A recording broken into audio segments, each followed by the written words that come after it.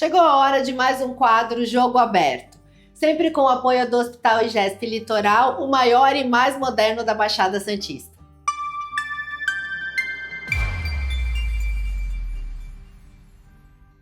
Eu estou aqui hoje com uma convidada muito especial.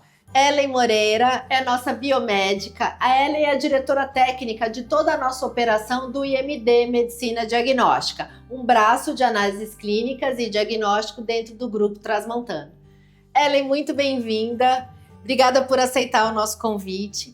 Quando a gente fala de análises clínicas, a gente pode dizer que talvez seja o primeiro passo de um possível diagnóstico. Claro que tem a anamnese e o trabalho que o médico faz com o paciente para estudar o caso dele. Eu queria que você dissesse quais são os exames essenciais que fazem parte dessa primeira análise e também queria entender o que mudou de uns anos para cá, o que a gente pode dizer que foi uma evolução.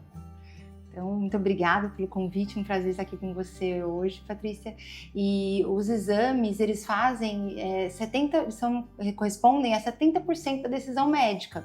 Então, claro, como você falou, a anamnese, a avaliação clínica é extremamente importante, até para decidir quais os exames adequados. Esses exames, esse menu de exames tem aumentado com o avanço da medicina, ele tem aumentado, então, em média, tempos atrás, nós fazemos 10 exames por pedido médico. Hoje nós realizamos em média 13 exames por pedido, os médicos solicitam. Os médicos sempre começam com exames mais básicos e aí depois, dando alguma alteração, ele vai pedir algum exame mais específico. Para complementar. Por exemplo, uma suspeita, um paciente de triagem, nos exames de rotina, check-up, ele faz, por exemplo, um teste de sorologia para sífilis, para hepatite, para HIV, e somente se ele tem alguma alteração, aí sim ele vai pedir um exame de biologia molecular, avaliar a carga viral, se esse paciente tem um exame positivo. Tá. Então, às vezes, a ideia que a gente eventualmente possa ter de que uma lista de exames muito completa, inicialmente, pode parecer um cuidado maior, mas na prática não é, né? Talvez até desnecessário. Sim. O ideal é fazer uma investigação posterior, né? Sim, com certeza. E aí, uma dúvida que eu tenho certeza que muita gente pergunta para você, que deve ser a dúvida do pessoal de casa também, é a questão do jejum. Todos os exames precisam de jejum? E aí, complementando a pergunta, a segunda parte dela é a questão da água. Água quebra ou não o jejum? Não, gente, a água não quebra o jejum, então é até importante que o paciente tome água, porque ele não vai estar desidratado na hora da coleta, que até poderia atrapalhar a coleta. Se ele precisa tomar alguma medicação, que é muito importante, por exemplo, a pressão, para evitar convulsão, é importante até que ele tome. Somente os remédios para tireoide que a gente pede para não tomar hormônios de tireoide, para não dar nenhuma alteração ali os demais, o importante é que continue. Ele pode continuar tomando normalmente. Em relação ao jejum, a maioria dos exames não precisam mais de jejum. Só que como tem dois exames, que é a glicemia, que precisa de 8 horas de jejum, e o colesterol e triglicéridos, que precisam de 12 horas de jejum,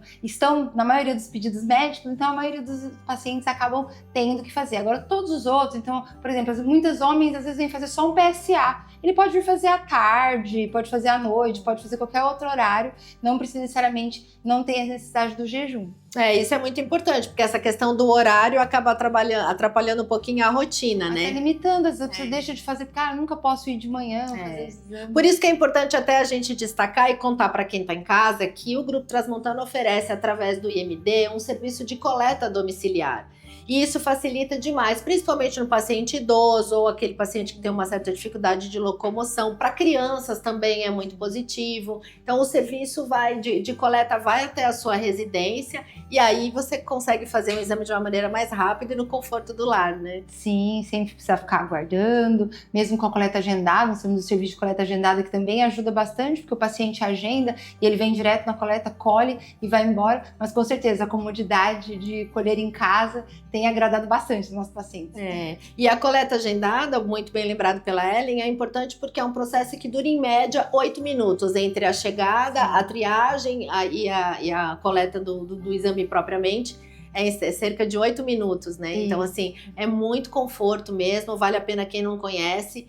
Vale a pena conhecer os serviços. Aqui no Hospital IGESP, a gente tem o núcleo técnico, né, Ellen? Sim, onde então, Vocês podem fazer os exames aqui, a gente atende não só os pacientes do Grupo Transmontano, mas também outros convênios e outros serviços, então vale a pena conhecer.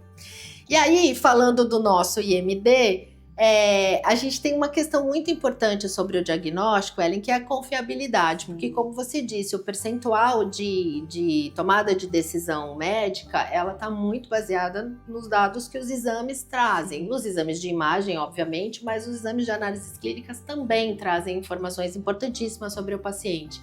Aí eu queria que você falasse um pouquinho sobre essa questão da importância da confiabilidade, da qualidade desses resultados. O laboratório precisa, com certeza, ter tecnologia, porque hoje todos os nossos exames são automatizados, são exames usando equipamentos de alta tecnologia, mas é muito importante também termos profissionais habilitados, então nós temos profissionais de nível superior, profissionais com especialização, com treinamentos contínuos para garantir esse exame. Faz toda a diferença, né? Com certeza. E o controle de qualidade, então nós realizamos controles de qualidades diários, várias vezes ao dia, para garantir a confiabilidade daquele exame, porque o médico precisa confiar para tomar a conduta.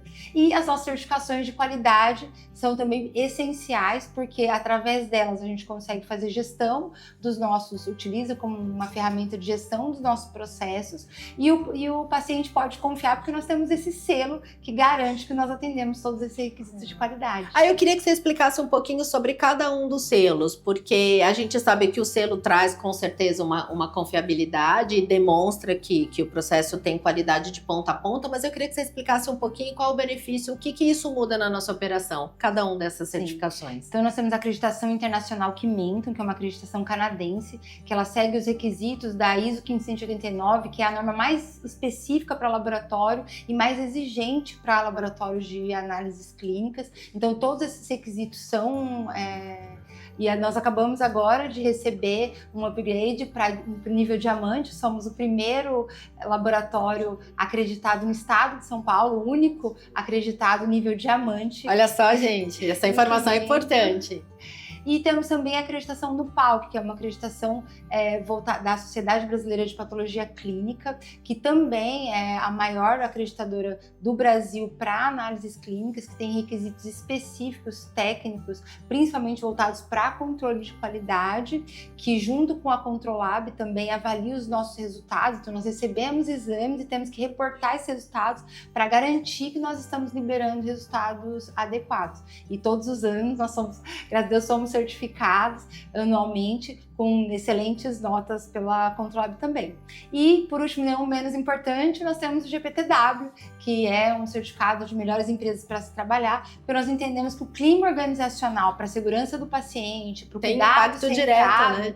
É muito importante. Então, nós já estamos indo para o 3º ano de certificação GPTW, todos os anos com uma nota cada vez melhor. Então, esse também para a gente é um ponto bem importante da certificação. O resultado que a gente entrega, né, a qualidade real que a gente encontra nos nossos resultados, com certeza tem muito da sua observação, do seu cuidado técnico, do seu olhar humano para o processo. Você trouxe uma questão importantíssima, que é olhar para o colaborador, né, trabalhar, entender que o colaborador faz parte desse processo de qualidade como um todo. Então, certamente, isso é uma visão da sua liderança e do seu conhecimento técnico que transformou tudo isso num grande sucesso. E aí, para a gente encerrar, qual que é a sua dica, assim, sobre os exames mínimos que a gente precisa fazer?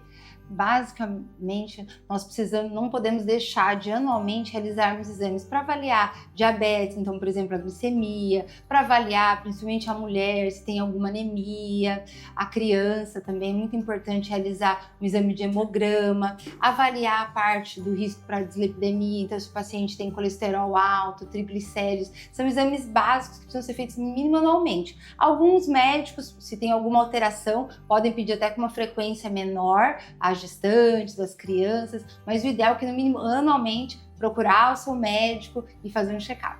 Dicas valiosíssimas aqui, a gente não pode descuidar, pelo menos uma vez por ano, aquele bate-papo com o seu médico, fazer os exames básicos e garantir uma boa saúde aí para frente. A gente fica por aqui, mas o intervalo é rapidinho e o programa volta já já.